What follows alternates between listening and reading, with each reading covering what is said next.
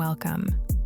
I'm Sarah, the voice that opens each episode of You're Probably Right. If this is your first time here, I'm glad you found us. This show is built on real experiences and honest reflection. Nothing rushed, nothing performative, just conversations meant to meet you where you are. In a moment, you'll hear from MCM, the voice behind this space. Each episode comes from lived experience and thoughtful insight, not trends or quick takes. So get a drink, fluff your pillow, or just press pause on the outside noise. Here we go, y'all. This is episode 298, the edited version. It's not actually edited, but the other version just has me basically just shooting the whatever for the first 30 minutes, just talking and just considering. But this is the episode, the edited version, the harsh realities of dating. Truths we need to stop ignoring. Hopefully I am in the right space to talk about this properly. It's a very serious topic, actually. Maybe it should have been 300, but whatever. Doesn't matter. 298 has more character. Let me tell you what dating does do to a good person. It turns a normal brain into a private investigator. You start analyzing pauses, punctuation, the timing of replies, the tone shifts on a Tuesday night, the way they look at their phone when you're talking. Then you start making excuses for them before they even make excuses for themselves. And the wild part is, most people do not get hurt because they were not warned. They get hurt because the warning was soft and they chose to translate it into some sort of a love story or love language. So today, this is not comfort content. Let me repeat, this is not comfort content. You're probably going to hear stuff that you won't agree with, or you'll hear stuff that you agree with inside your heart, but speak totally against in reality. Or maybe you'll just disagree. Remember, this episode is for entertainment purposes only.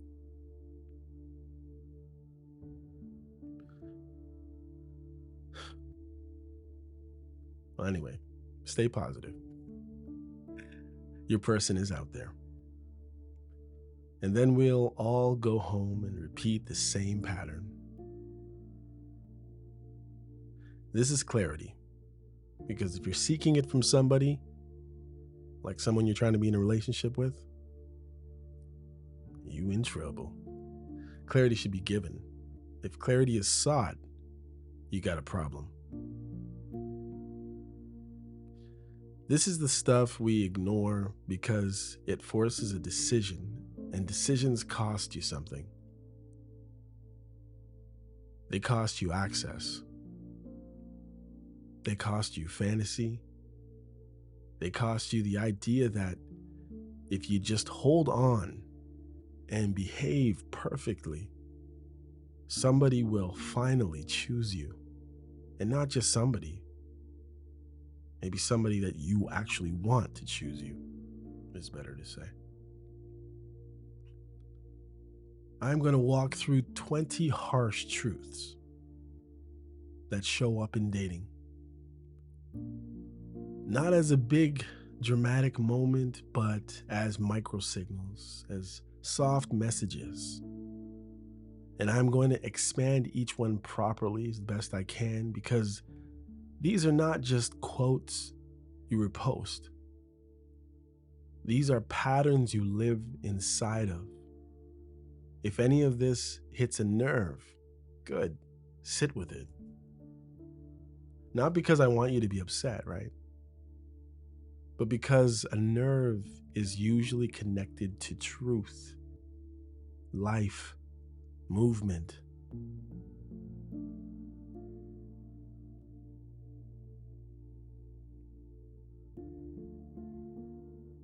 So I'm going to try to be as plain as I can possibly be. I'm taking my time with this, y'all.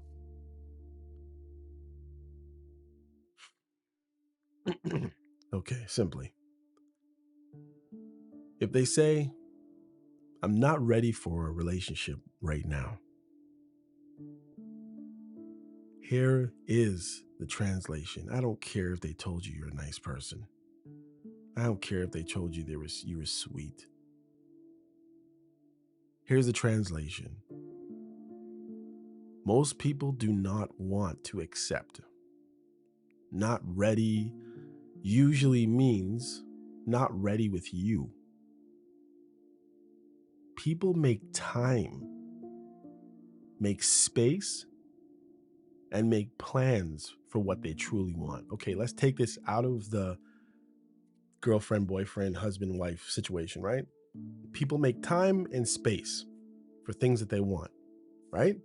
Now, maybe, you've heard, oh, I love that person. They're good as gold, right? Now, think about actual gold.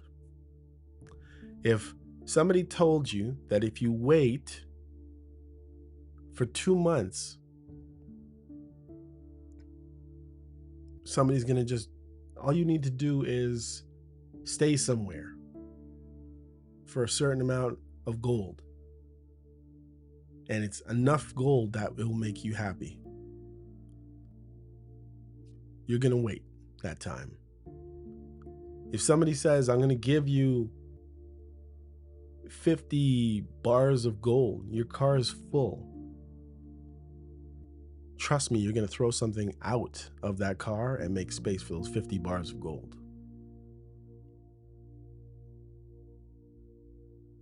And make plans for what they truly want. So if somebody told them about gold, right, they're going to make a plan to see if they can get what they truly want. Remember the gold rush? I'm just saying. That's just me. So I'm off script already, but that's how my mind works. Even when life is chaotic, when someone tells you they're not ready, they're giving you a warning label. They are saying, do not build a future in your head with me because I'm not planning one with you. The trap is that you hear it and think, okay, I'll be the exception. You're not the exception. Nobody's the exception except for the exception. Does that make any sense? Exception is such an exception that it is exceptionally rare to see an exception or be an exception. Take that. I'll be patient. I'll prove I am safe. I will wait. But waiting does not create desire. It often creates convenience and it repels them. All right, that's one down. Not ready for a relationship now, huh? Okay. Number 2, I want a nice guy. When someone says they want a nice guy, a lot of men hear, be softer, be easier, never challenge me, never say no. That is not what most people actually mean when they say emotionally honest.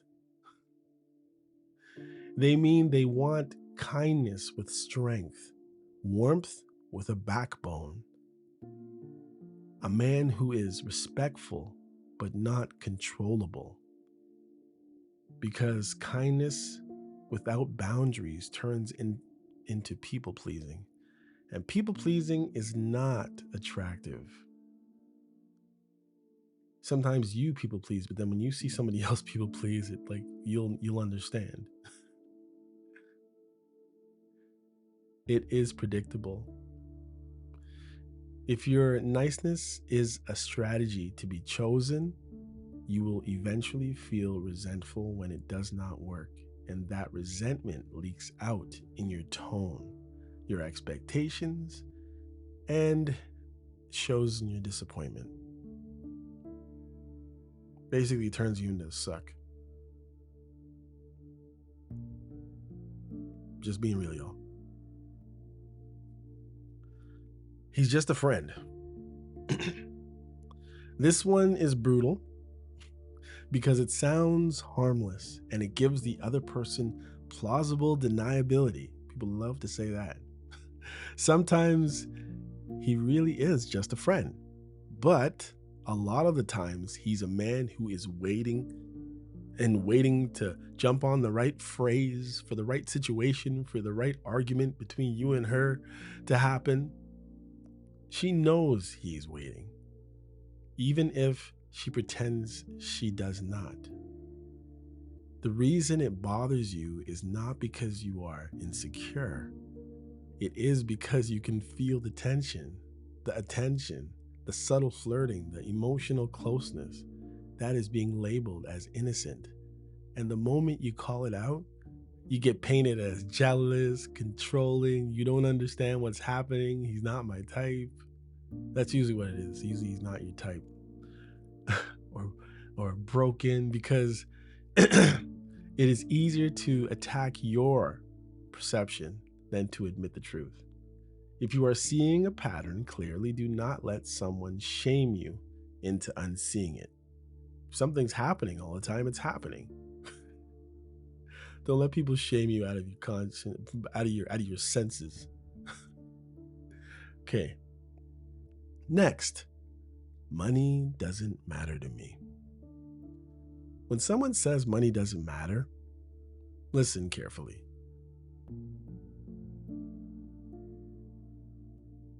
To what they do when money is involved. People can genuinely value love or money, but money still changes the power dynamics in a relationship. It changes options, comfort, expectations. The lie is when someone uses the sentence to sound pure while still quietly selecting for lifestyle, access, and benefits. If money truly didn't matter, it would not consistently show up in their standards, their comparisons. It wouldn't constantly say this car, that jacket, these clothes, this diamond ring, this, that, the other. It wouldn't be something, they have this, they have that, they can do this, they can take off that. When you hear that on the back end, it's letting you know money does matter to them, and they're ticked off that they don't have it. Or the way they respond to generosity. Watch patterns, not speeches, because speeches are cheap. Anybody can say anything. You have to live with the consequences. When they speak it into your life or you decide to agree or follow their direction. How about this one? I didn't see your text, or I fell asleep.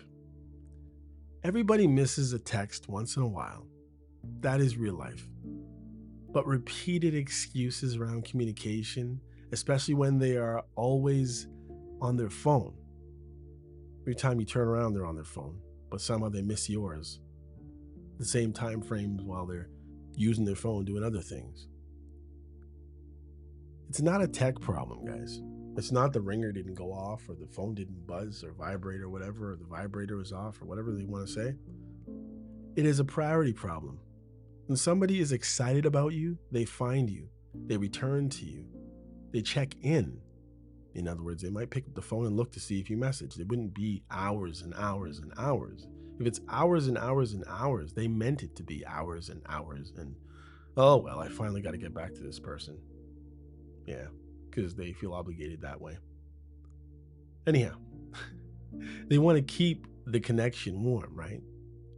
When somebody is lukewarm, they treat you like an app. They open when they're bored, right? Close when boredom's gone and there's something else to do. Anything else. The hard truth is that attention is not only about time, it's about desire. And desire shows up in effort. They'll make an effort to pick up their phone to see if you messaged, right? Just that simple. That forget about, like, there's a whole other ways you could explain that, but let's just keep it simple. They literally said they didn't see your text just because they weren't looking for it. Something inside them would click once in a blue moon to say, oh, let me just see. If they're on their phone all the time. If they're a person that's not on their phone, honestly not on their phone, then that's different. Anyhow, number 6, moving right along. Probably some people have probably already left this episode. Are you wanting to leave but somebody won't let you? That's wild. I want a guy who will cry with me. Yeah, really? A lot of people say that they want emotional openness. And that is good, but many do not actually know what that thing that they're asking for is. Emotional intelligence is not the same as emotional collapse. And being vulnerable is not the same as being unregulated, right?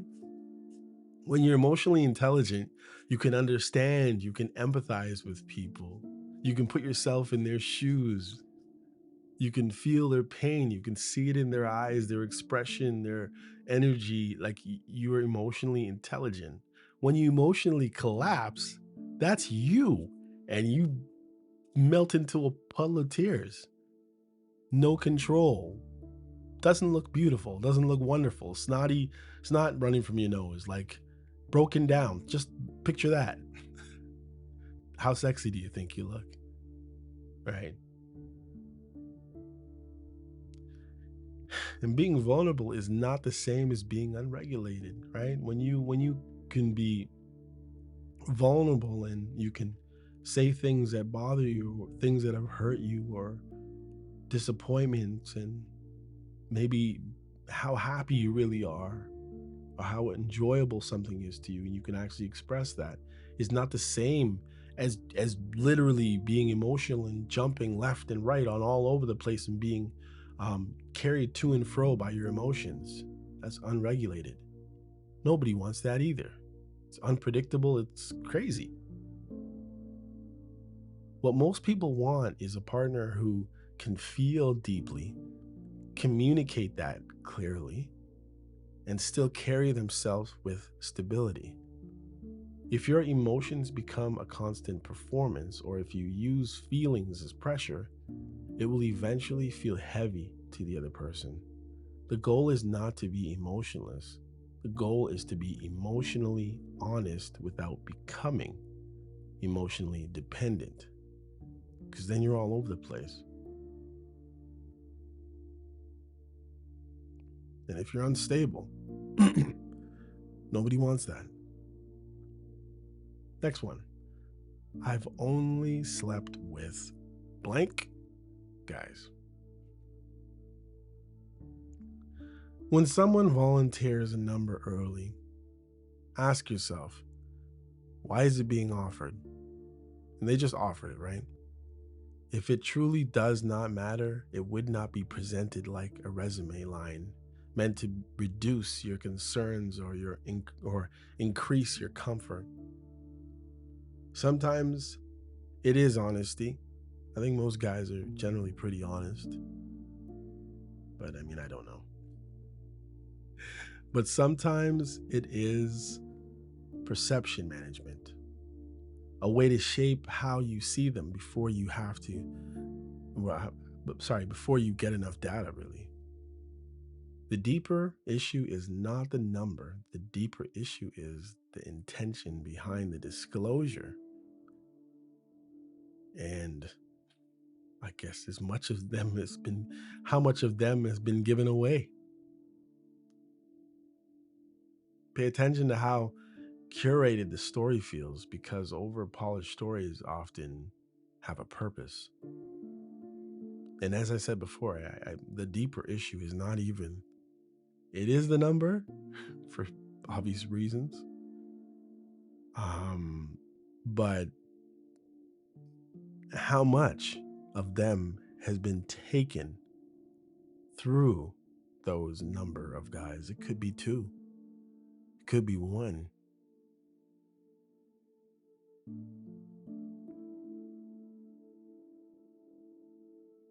What's left for you? In what state are they left for you? They've been beaten down to a pulp. How much energy, how much strength, how much desire will they have for you?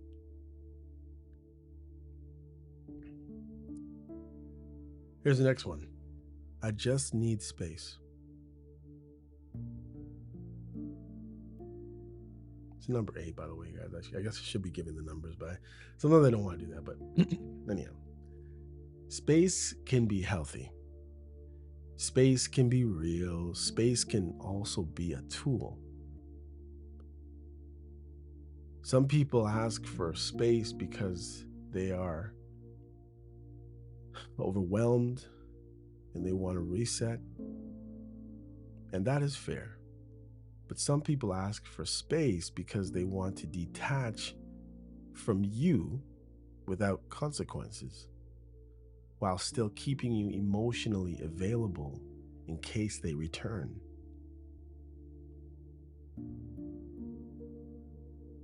Watch what happens after you give space. Do they come back with clarity, consistency, or do they come back with little breadcrumbs, story views, and random likes and vague check-ins, and that just keep you on a string, just a little string? Space that leads to clarity is healthy. Space that leads to confusion is you being controlled.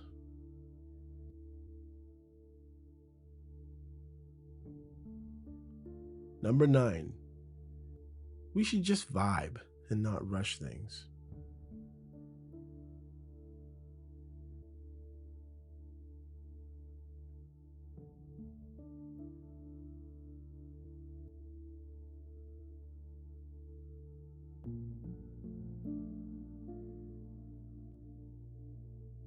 Sorry, I just had to move this thing down a little further. Okay.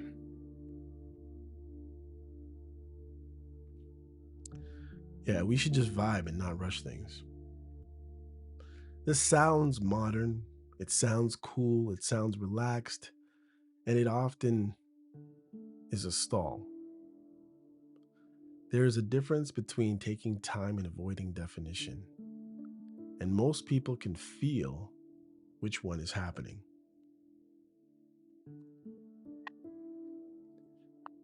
If months are passing and nothing is building,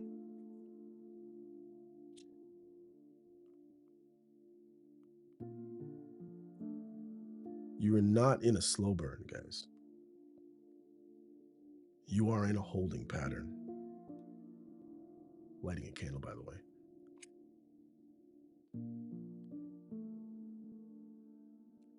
Vibe becomes a cover for unavailability, usually sudden. Because if there is no definition, there is no responsibility. And the person who benefits from that is usually the one with the power, not the one with all of those feelings. 10. I'm just trying to find myself. Sometimes that is real growth. And sometimes it is an explanation designed to keep you sympathetic while they experiment with other options. The harsh reality is, if you are the one most people do not want to risk losing, you while they find themselves. Wait, sorry, I didn't read that right. The harsh reality is, if you are the one most people do not want to risk losing you while they find themselves, they might still do self-work, but they do it with you, not away from you while keeping you in the waiting room.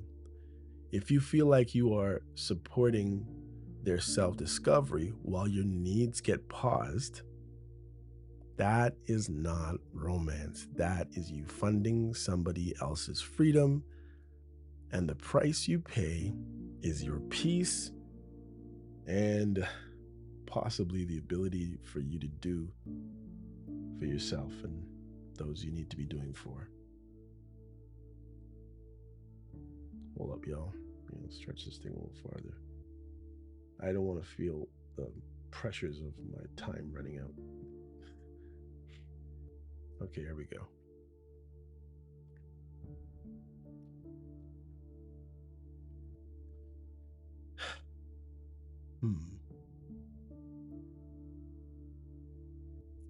Yeah, I'm just trying to find myself.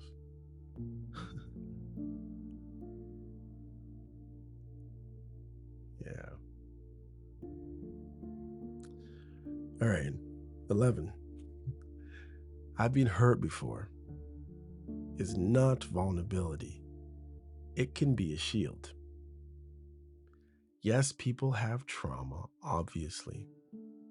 And yes, past pain changes how they attach. But your partner's past does not automatically excuse them, giving you less effort, less respect, less clarity. When someone constantly references being hurt as the reason they cannot show up for you, what they are also doing is pre-negotiating your tolerance. They're trying to see where they can bend you. You remember like the raptors testing the fence in Jurassic Park? They're looking for a soft spot. And any soft spot they find, they're going to push it out. They're going to make you bendable. They're going to turn you into something that you are not. They can push and pull you and tweak you and nip you and tuck you. They're asking you to accept smaller versions of love. Compassion is good, but compassion without standards becomes self-betrayal, and usually on a trail picking up peanuts. You can care about what happens to them while still refusing to be treated like you are responsible for it.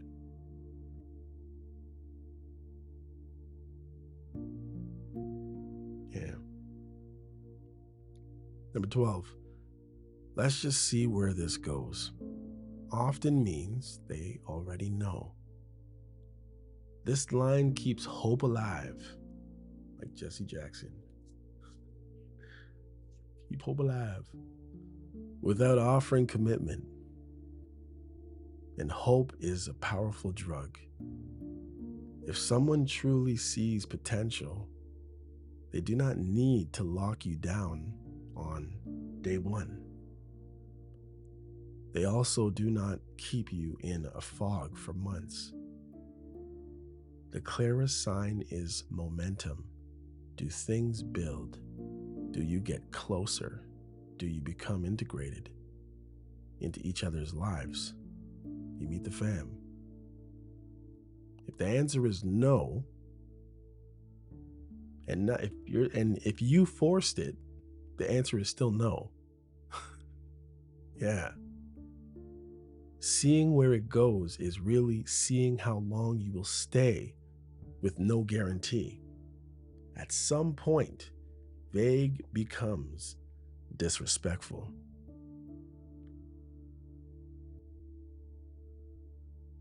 "13. If they only show up when you pull away, it is not love. It's control. They need you. They want you in their life. For whatever reason, you serve a purpose, so they don't want to let you go. So they're just going to do what they need to do to get you back over here. I just need you over here. I may not do anything with you, but I still want you here just in case I need you because you're good for something. I just might never have told you, or maybe you know what that is. This pattern messes with people. It messes them up because it feels like proof. You pull back, they chase. You think, see, they care. But what they often care about is losing access to you. You serve a purpose. Losing attention, losing the upper hand somehow. Real love shows up consistently, not only when you start reclaiming your energy. Breadcrumb behavior is designed to reset your hope meter just enough so you keep investing. You win the lottery for $13, $3, $2, maybe a whole 20 once in a year. If you want to test it, look for what happens when you come close again. Do they stay consistent or do they fade once they feel secure? 14. He's just a friend can be a repeated script, not a real explanation.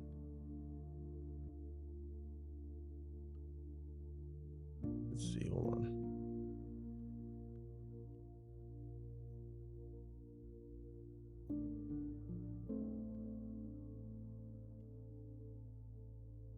Oh, there's this one. It's kind of the same as I think number 1 or 2, whatever it is.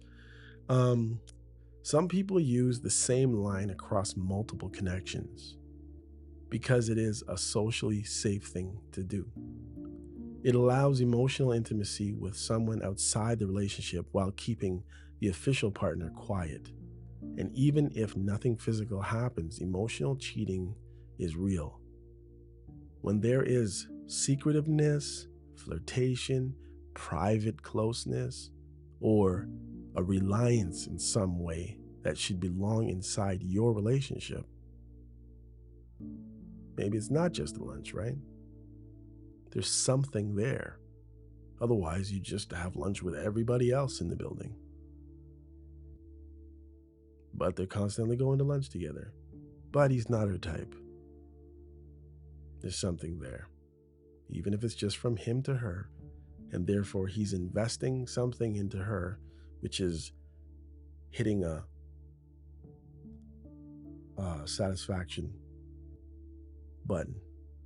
And possibly if you were in the same place all the time and they are only ones going out, then whatever that is being given from him to her is something that you would normally be giving her, and she would be reciprocating by making you feel good about whatever it is. But it's over here.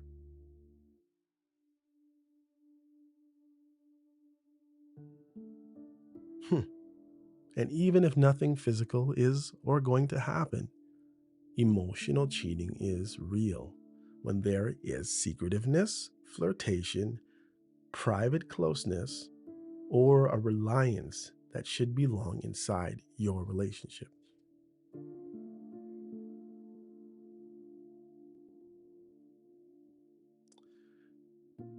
The easiest way to judge it is role reversal. In your mind's eye. If the rules only apply to you, you are not in a relationship. You are in a double standard. If you suggest that you're going to do what they did, and you realize that there's going to be or there is pushback, you're in a double standard. That's not a relationship.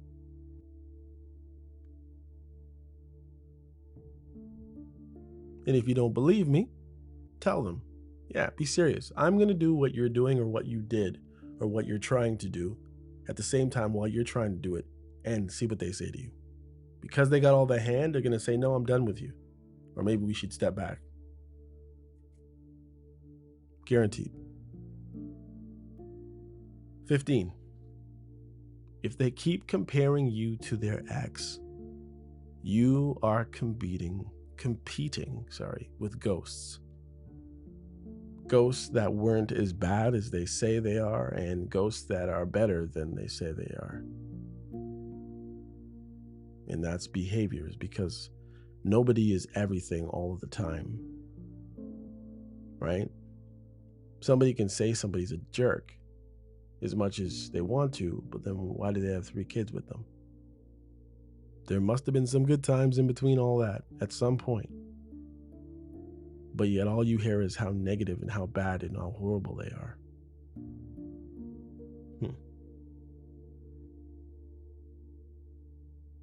He was horrible, but you stayed married to him for 27 years.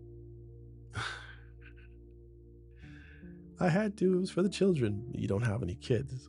All right, I'm sorry. And I know this is a touchy one. It's probably not best for me to be joking around, but I mean, I guess that's just my personality. Anyhow, comparison is one of the fastest ways to poison intimacy, because it tells you you are not being seen for who you are. There's other people pushed in there, and it's like, let me go off again. You ever see the 40-yard dash in an NFL combine? I'm not sure, girls, I don't know, depending on if you watch football at all. Anyways, let's just think of a sprint. Everybody's had to sprint at some point in your life, in school or somewhere. You've had to run for a bus, or had a race with somebody. And what it is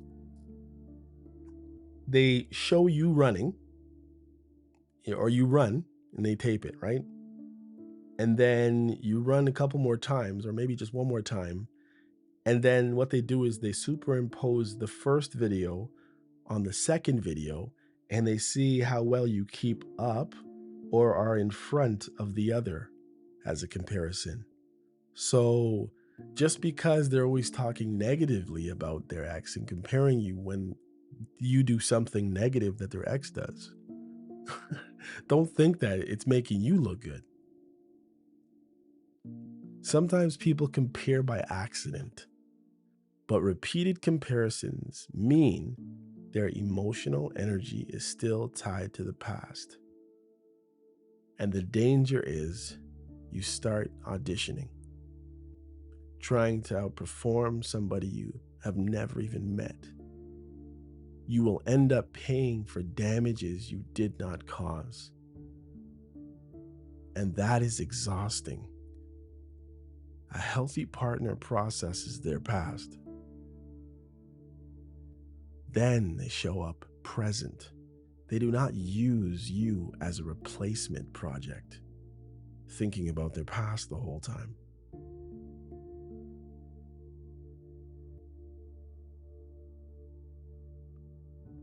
They are not confused. They just do not want to feel guilty. A lot of people know exactly what they want. They just don't know. They just don't want to seem or say it plainly, because plain truth makes them a villain in their own story.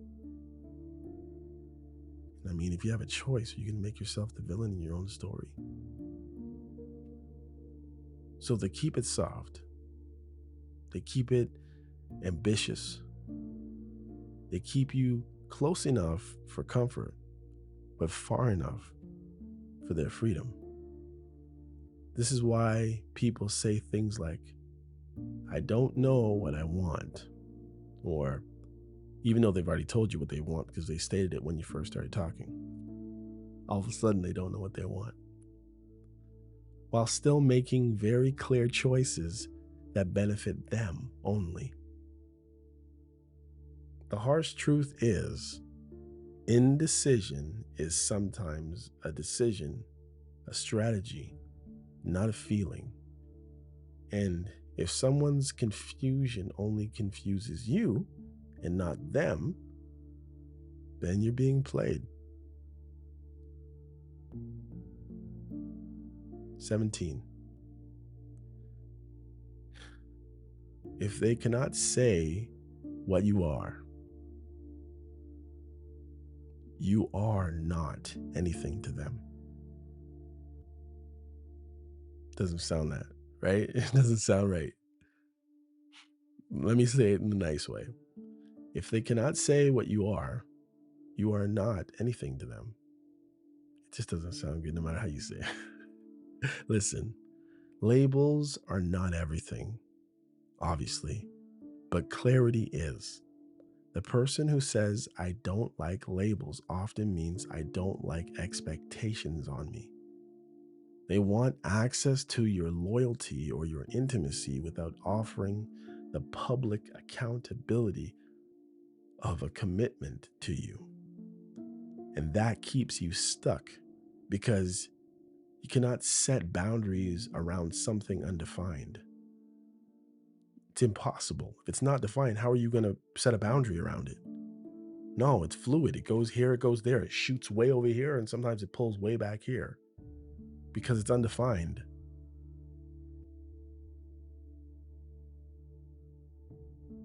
It doesn't have 4 squares. It doesn't have a diameter of 50 days.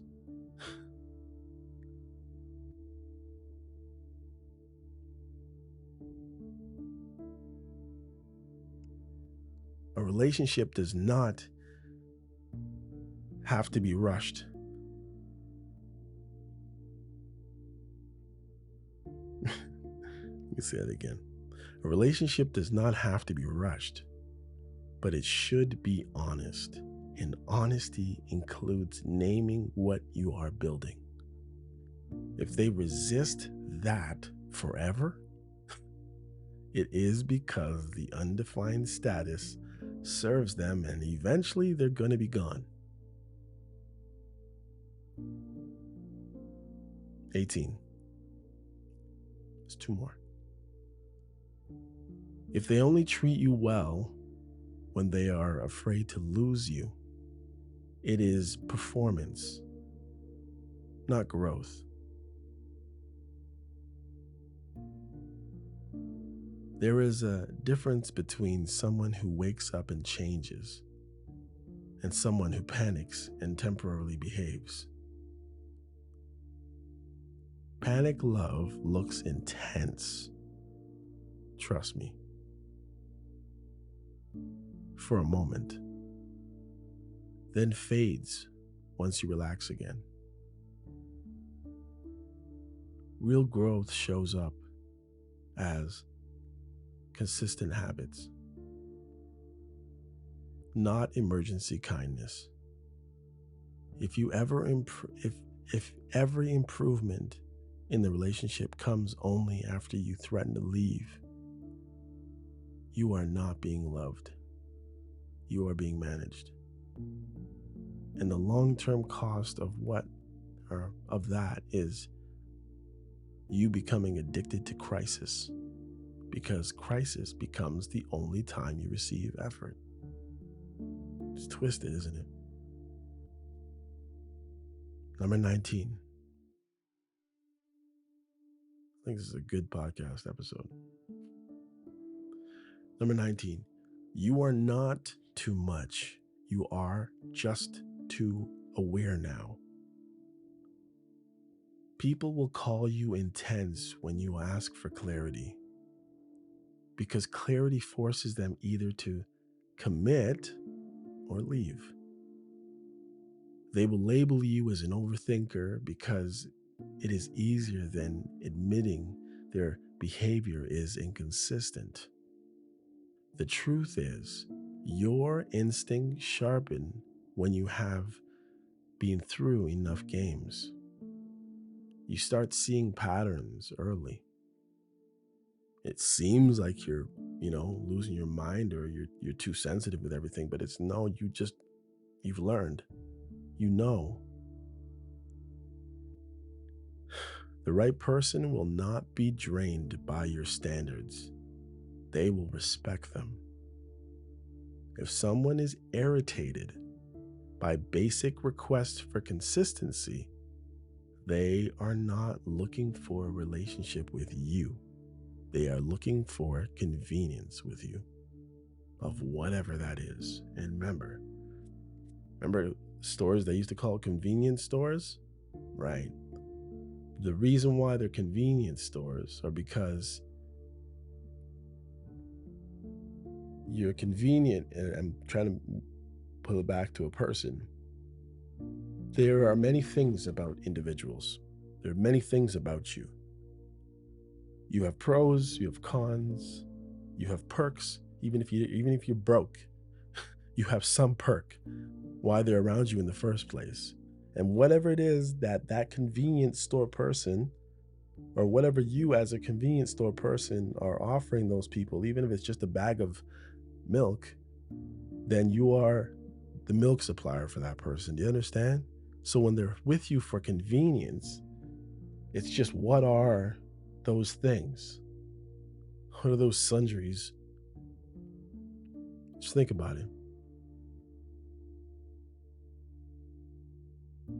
If they are saving the best of them, or only for for someone else, if they're saving the best of themselves for someone else, because you're not obviously called that person, or you are not that person, you will always feel like the warm-up act. This one is not always obvious, but your body feels it.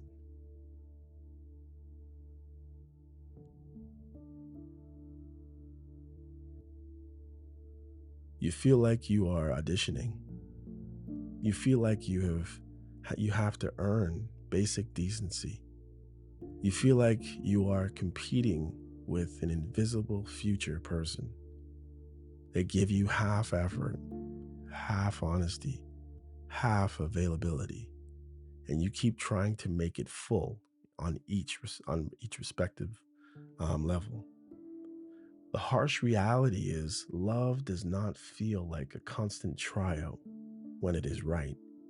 When someone wants you, you feel chosen, not tolerated.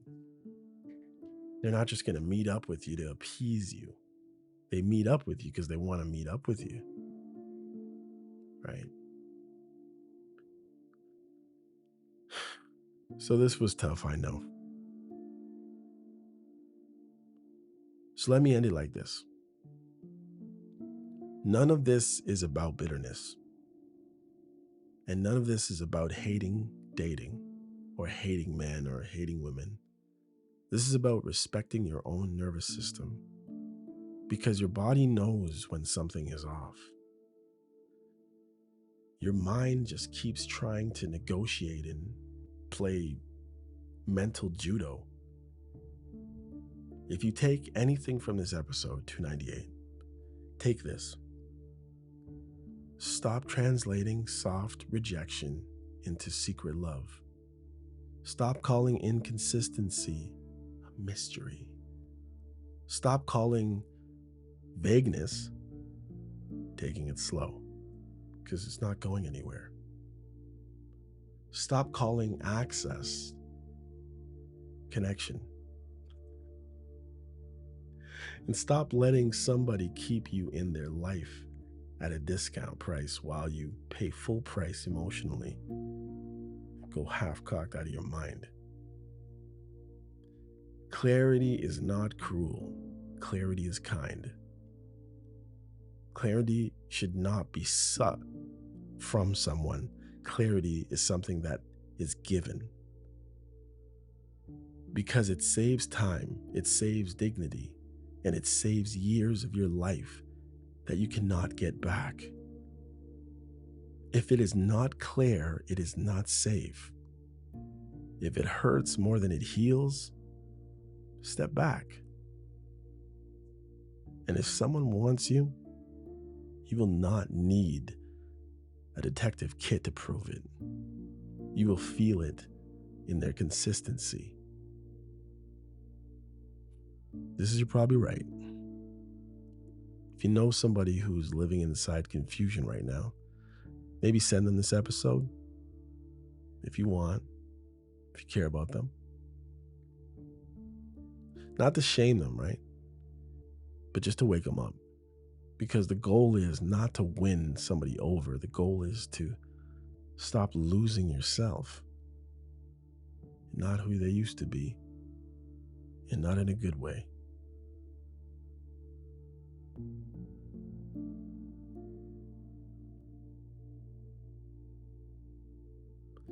All right, y'all, this is it. This is a really long one. Of course, there is that first half hour of nonsense. But of course, not in this version, of course. What am I saying? Or is it? All right. Anyhow, take care, y'all. MCM out. Peace.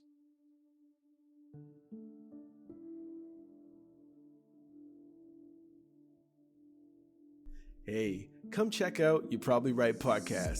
Society is getting more unpredictable every day, but at the same time, predictable in its unpredictability. Say that 4 times real fast. Come with me as I attempt to find clarity in all the fog while staying way outside the box and kicking the box way down the road with my size 12 dogs.